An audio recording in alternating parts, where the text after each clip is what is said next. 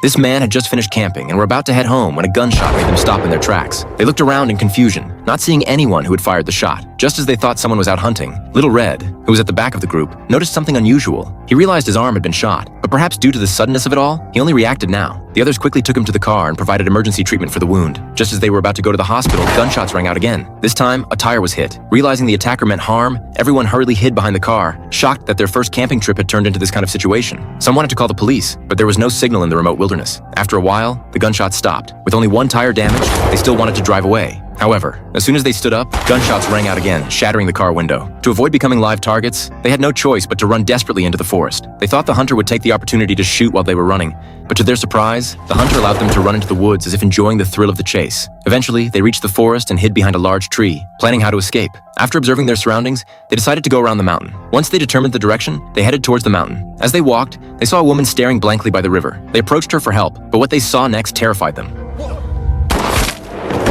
They panicked and ran back the way they came. The woman walked over unhurriedly, looking at the prey on the ground with a satisfied smile. Due to copyright issues, we can only show you up to this point. Interested friends can watch the original film.